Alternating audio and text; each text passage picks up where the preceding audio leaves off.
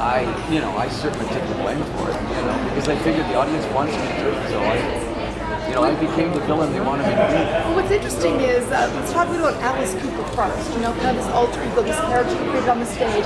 Very different from Vincent, right? Night and day. That's one of the reasons that it's so much fun to play with. Is like, I get to put on the skin. I'll be out playing golf, and I'll be talking on the phone with my wife, and we're out shopping and everything. And every once in a while, tonight I get to play Alice. I get to be Alice tonight for 2 hours.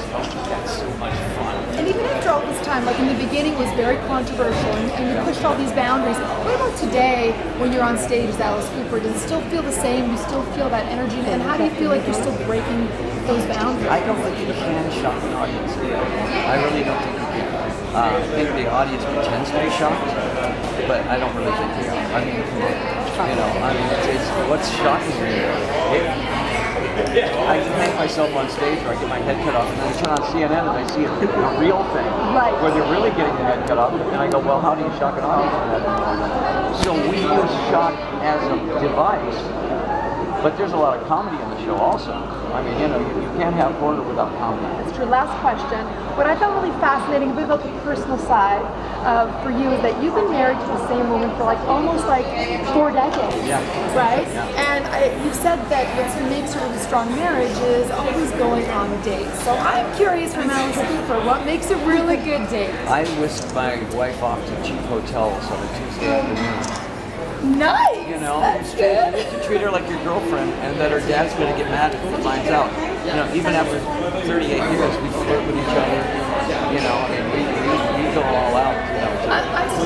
That's a very good answer. I'm working on my first round of dating, so I think I'm just going to stick to the flirting for a little bit. I think that's a good. You got to find a romantic guy, a guy that's very romantic. That's true. Yeah. And your daughter is a sweetheart. She's been on our show, Callie's great. She is unbelievable. She can tap dance.